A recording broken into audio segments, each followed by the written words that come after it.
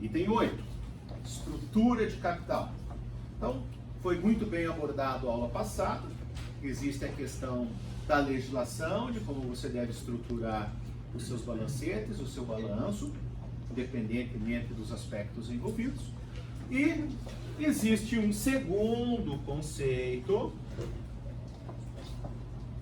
de reclassificado. Então, existe uma reclassificação das contas do balanço legalmente estruturado, usando alguns conceitos. E agora vamos ver como isto aqui guarda relação direta com isto aqui.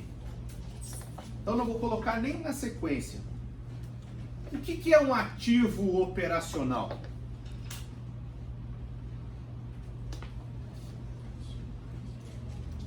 São os ativos que estão dentro do ciclo operacional. O que você tem lá? Você tem estoque de matéria-prima, estoque de produto acabado e contas a receber. Aplicação de capital. Se você adquiriu o insumo e ainda não usou, tanto que ele está registrado como estoque, é um capital que você aplicou, mas você ainda não teve retorno. O estoque de produto acabado é a mesma coisa, o contas a receber, existe uma certa dificuldade às vezes do aluno de compreender, mas como que contas a receber é uma aplicação de capital? Gente, você vendeu o produto está lá na loja e o cara não te pagou. Quem que está bancando isso daí? Você? Então, bastante cuidado. Eu fico muito feliz, não vou dizer orgulhoso, mas as pessoas têm consciência aqui de que dinheiro não dá em árvore. Ativo operacional, aplicação de capital. O que me ajuda nessa a amenizar essa aplicação de capital? Você tem o passivo operacional, cuja conta mais representativa, lado de fora do ciclo, é fornecedores. Depois você tem salários mais encargos e você tem tributos. Como assim que tributo me ajuda a financiar a operação? Gente, você vende, independentemente do prazo de recebimento, demonstração de resultado, calculou lá um ICMS. Você tem prazo para pagar isso. Então pode ser que você receba o recurso, você tem que recolher daqui 40 dias, você vai usar esse capital, tá? Amenizando o quanto você tem que tirar do próprio bolso. Vou aproveitar e fazer o link direto aqui. Você tem ativo operacional, passivo operacional. Quanto que eu tenho que aplicar de capital na operação, quanto de capital eu tenho me auxiliando a bancar a operação. Então, AO menos PO é a minha necessidade de capital de giro. Isto aqui é um elemento vivo. A gente desenha um, mas tem 19 para analisar. O ativo operacional não é do mesmo tamanho todo mês. Basta lembrar que contas a receber é consequência das vendas, e as vendas são sazonais, logo contas a receber guarda alguma relação com a sazonalidade. O estoque de produto acabado é inversamente proporcional às vendas. Quanto mais eu vendo, mais baixo o estoque. Se eu estou num período de baixa demanda, eu estou com venda baixa e meu estoque está crescendo. Tem que saber analisar isso. E não adotar posturas dogmáticas. O estoque é um elemento do capeta. Ponto. Vamos para a parte de baixo. Você tem aquele conceito que não está mais no balanço legalmente estruturado, que é passivo permanente e ativo permanente. O permanente guarda relação com que variável? Tempo, prazo. Origens de longo prazo. Quais são as principais origens de longo prazo que a empresa tem? Capital próprio, empréstimos, e o nome se chama longo prazo. Você tem os resultados acumulados também.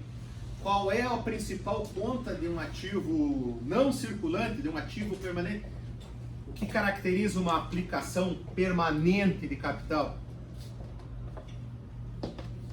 Imobilização. Imobilizado gera lucro? Não, imobilizado é um mal necessário. Você sabe que todas as atividades empresariais fazem de tudo para ter o menor imobilizado possível. Isso daqui é gerador de despesa. Então, cuidado. Exemplo, eu digo que é clássico para vocês, função da idade, o clássico talvez não seja um conceito que ainda não exista. Conceito clássico na explicação, conceito didático mais conhecido de segmento que não investe em imobilizado são as instituições financeiras. Muitas delas não investem no imobilizado próprio. É muito melhor você fazer a locação do imóvel do que a aquisição do imóvel. Daí pergunto a você, por quê? Porque aquele capital que ele vai imobilizar, 5, 10 milhões numa agência, ele consegue um retorno maior na atividade operacional dele. Então, análise da estrutura de capital. Onde que eu vou aplicar o meu capital? Olhando capitais de longo prazo, aplicações, ou origens de longo prazo, aplicações de longo prazo. Você vai olhar aqui, então, AP e PP. Eu fiz questão de desenhar assim, porque é uma das características finais, dos últimos balancetes da empresa guardam essa característica que o professor está colocando no quadro. E você tem, então, que capital de giro é o que eu tenho menos o que eu apliquei aqui. Então, se você fizer análise, eu tenho isso de capital de longo prazo, só que essa parte eu imobilizei. O que sobra aqui para mim? O nome que está na certidão de nascimento. Capitais de longo prazo para aplicação em giro. Giro, a palavra giro está aqui, gente. Por isso que eu falei que eu não consigo explicar ciclo com uma reta. Capital de giro, os capitais de longo prazo que a empresa tem, menos aqueles capitais que ela imobiliza. São capitais que sobram para ela aplicar na operação. O conceito que eu falei, eu acabei de explicar o exemplo da instituição financeira, a resposta se encontra aqui. Quanto menos um banco imobilizar, mais capital de giro ele tem. Costumo falar didaticamente que eu discordo da preposição de. O mais correto para o aluno compreender deveria ser capital para giro. Capital para aplicação em giro. Capital para aplicação no ciclo operacional. Por fim, os conceitos aqui você tem, vou escrever em verdinho, porque nós estamos falando de din-din. Ativo financeiro, passivo financeiro. Ativo financeiro são disponibilidades da empresa. Passivo financeiro são os empréstimos de curto prazo.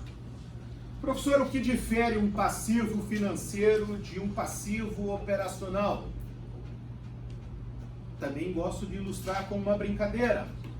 O passivo operacional é o passivo do bem, o passivo financeiro é o passivo do mal. E por que ele é o passivo do mal? Esse ajuda a financiar a operação, mas esse aqui também ajuda, professor. Mas esse não é oneroso.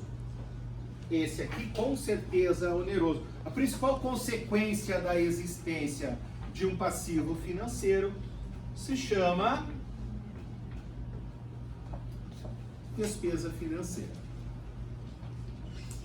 Você não tem despesa financeira no teu passivo operacional, desde que você pague tudo em dia. Então, por fim, você tem um ativo financeiro e um passivo financeiro. E o que acontece se o passivo financeiro é maior que teu ativo financeiro, você tem aqui, perdão, o conceito de tesouraria. AF menos PF. Se a tesouraria é negativa, isso significa o quê? Eu estou captando recursos, capitais de longo prazo para bancar isso aqui. O empresário vai dizer, a roda não pode parar de girar. Se eu não tenho dinheiro nesse bolso para botar na empresa, eu vou pegar dinheiro de um outro bolso. Só que o outro bolso vai me cobrar juros. Vai diminuir a minha rentabilidade. Você tem que analisar o que vale mais a pena. Eu diminuo a velocidade do ciclo para não pegar capital emprestado e, consequentemente, diminuo o lucro. Ou eu pego o capital emprestado para fazer o giro continuar do mesmo jeito, mas vou pagar juros. Tudo isso é análise financeira, gente. Então, quando você termina a análise, e eu digo que você tem, para terminar, não é o item 10.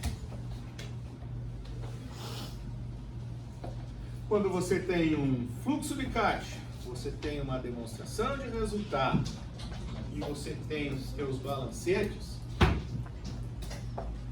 este conjunto total de decisões tem diferentes impactos aqui e aqui.